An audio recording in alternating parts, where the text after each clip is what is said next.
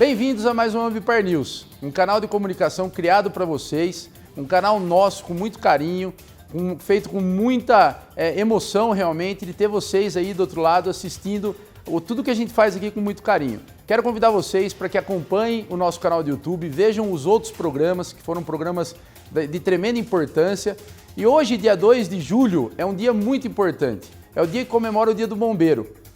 Como muitos sabem da minha história, há 25 anos atrás, eu comecei nessa área de atendimento à emergência e há 25 anos atrás eu sempre busquei essa área de formação de bombeiro.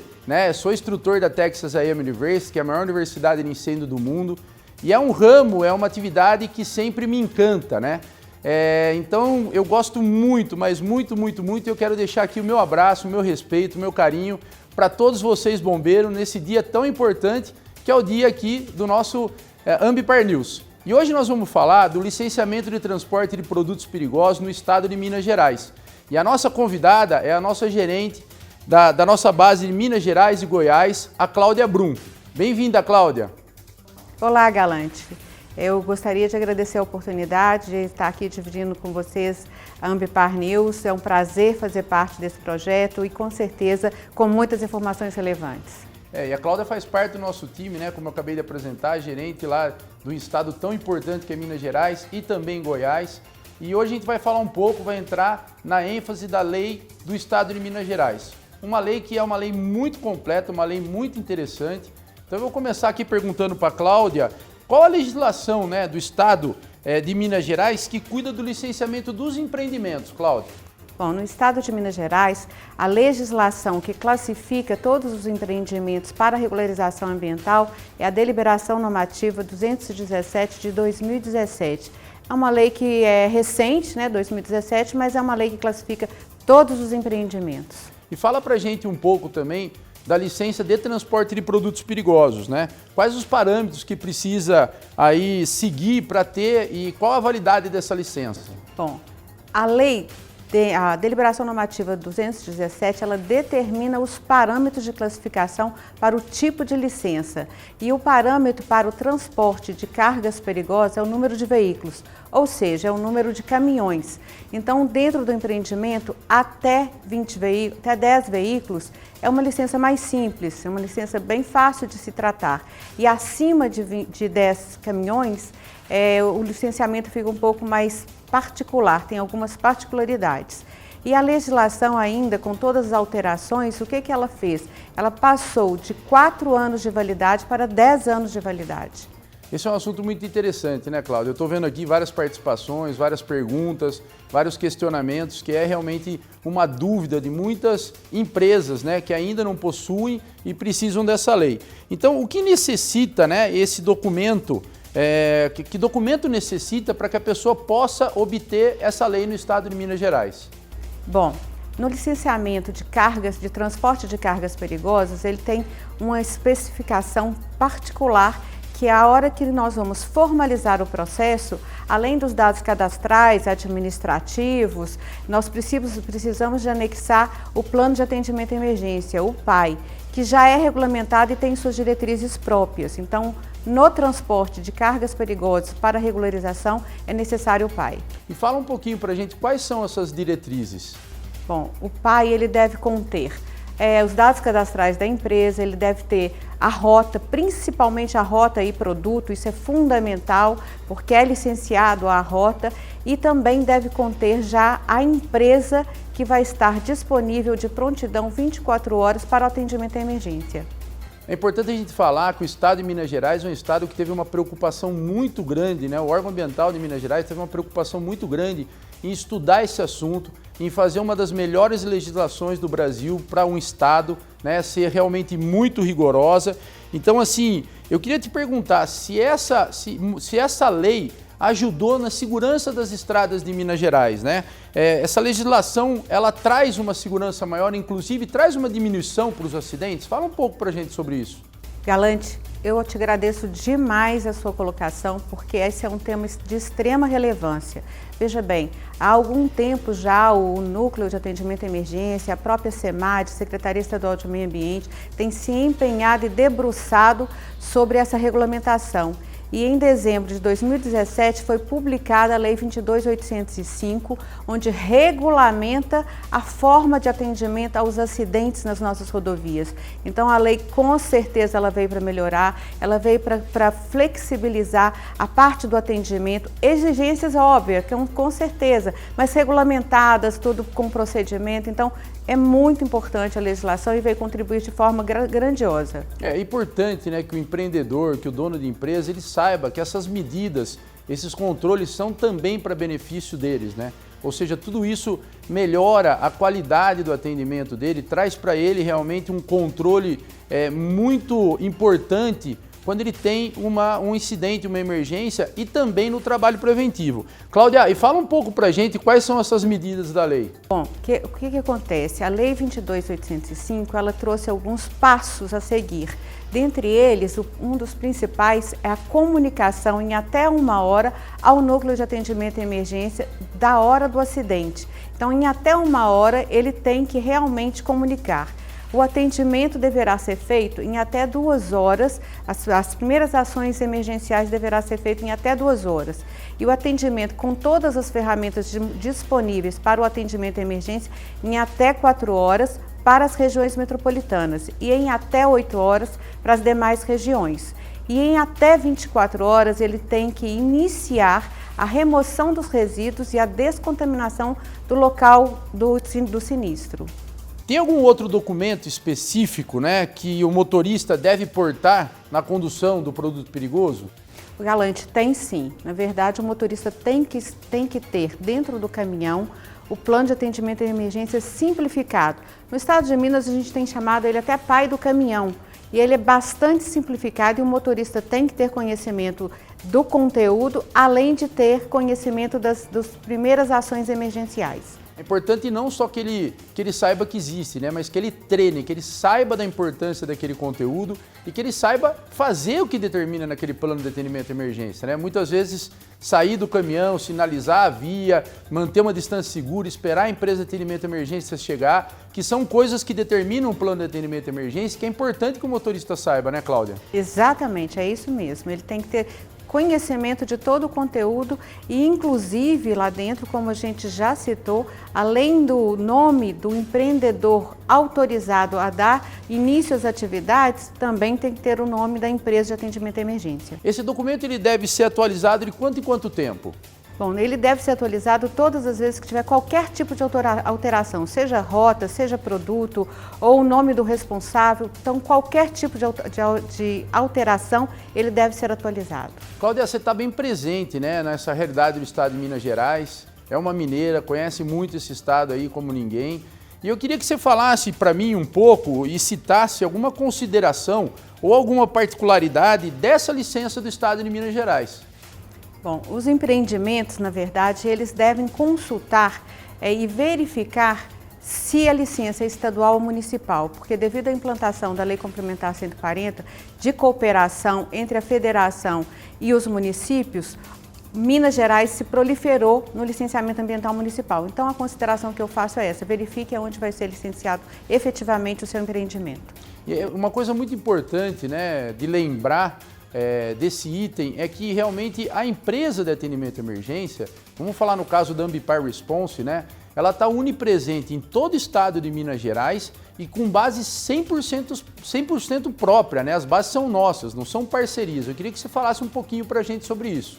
Bom, isso é uma tranquilidade para mim, porque há muito tempo a Ambipar Response já tem a preocupação na sua excelência em atendimento.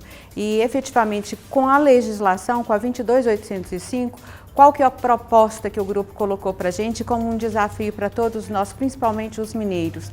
É que crescer as bases, além do que a gente já tinha, nós éramos a empresa que já tinha maior número de bases dentro do estado, esse número já cresceu, ou seja, estamos também nos adequando ao que a lei trouxe né, para poder atender a todo o público de Minas Gerais. Então, assim, o crescimento das bases, a implantação das bases com excelência, agilidade, rapidez, atendendo todos os tipos de produtos, isso é muito importante e o grupo investe pesado nisso. É um grupo que realmente se preocupa com a responsabilidade no atendimento à emergência. E quando a gente fala da importância da base ser própria, né, de não contar muitas vezes com terceiros e de ter aí, por exemplo, um plano que a empresa tem parceiros terceiros, são justamente a parte procedimental. Ou seja, toda a base nossa, ela tem 100% de procedimentos. Então, a mesma base que eu tenho montada em Belo Horizonte, eu tenho montada em Colatina, eu tenho montada em outra cidade. Então, o operador, quando ele pega uma outra viatura, quando ele pega um outro parceiro que chega para dar um apoio nessa emergência,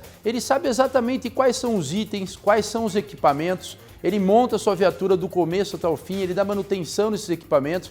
Então, a vantagem de ser um grupo que está onipresente no estado de Minas Gerais, no estado de Goiás, no estado de São Paulo e, na verdade, em todo o território nacional, é a gente ganhar com isso, né? Ganhar esses procedimentos fundamentais, esse treinamento do nosso pessoal, que é feito aqui no nosso campo de treinamento em Nova Odessa. Isso é uma coisa muito importante.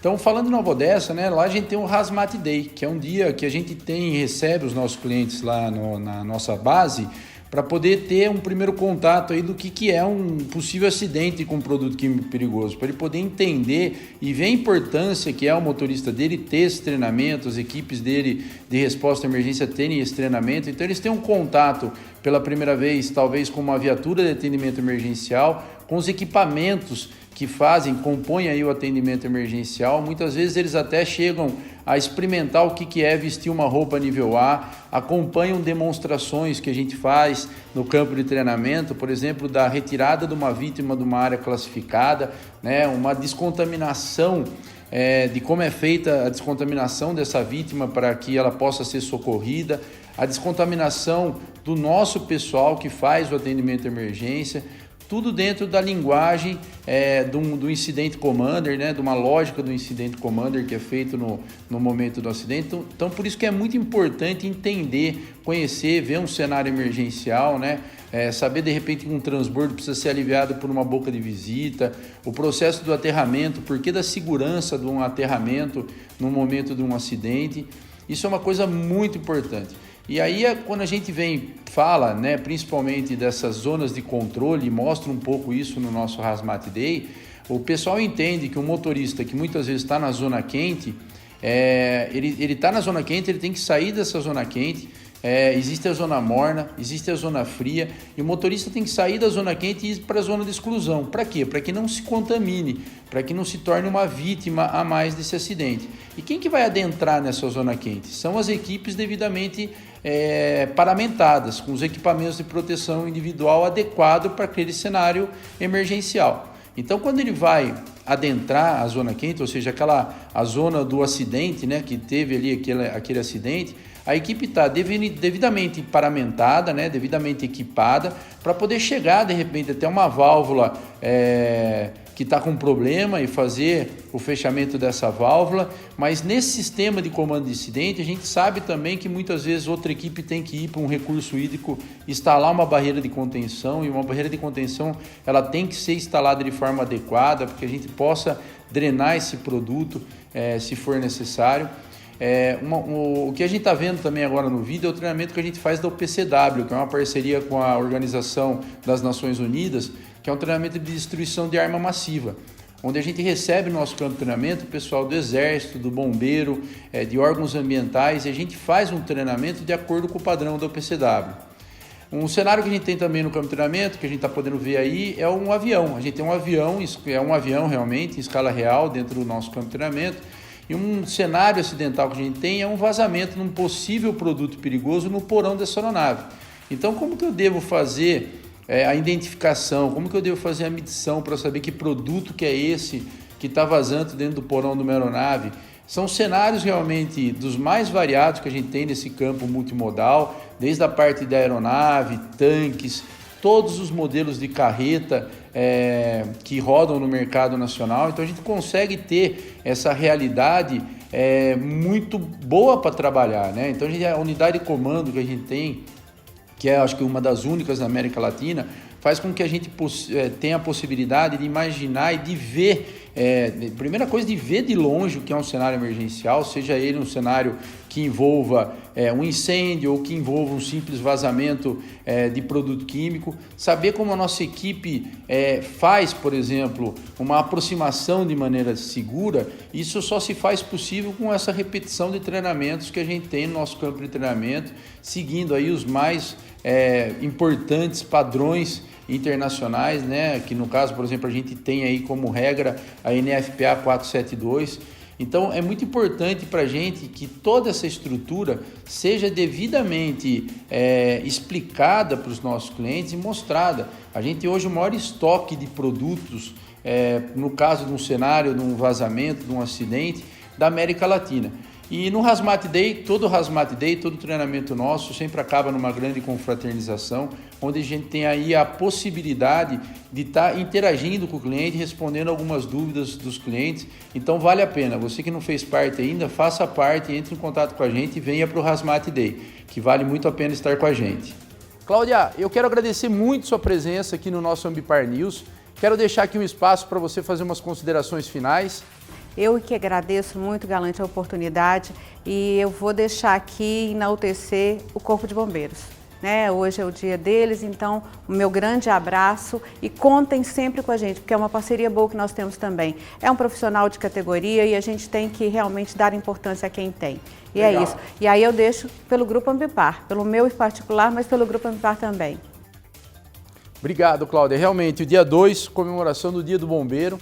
Essa história é uma história muito interessante, que começou em 1954. Vale a pena, quem não conhece essa história, conhecer essa história. Eu vou deixar aqui nos comentários para vocês um link para quem quiser saber mais dessa história do Dia do Bombeiro, que é um dia realmente, eu como um bombeiro de coração, me considero parte desse dia. E não só Dia do Bombeiro, mas eu estou completando nessa data também 25 anos de trabalho na área de atendimento à emergência. Comecei na SOS Cotec lá atrás, aprendi muito nesse mercado.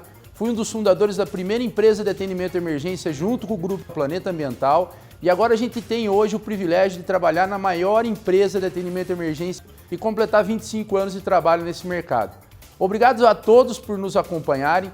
Mais uma vez eu convido vocês para que revejam os outros programas, saibam mais do nosso grupo, mandem suas sugestões e críticas que são fundamentais para a gente.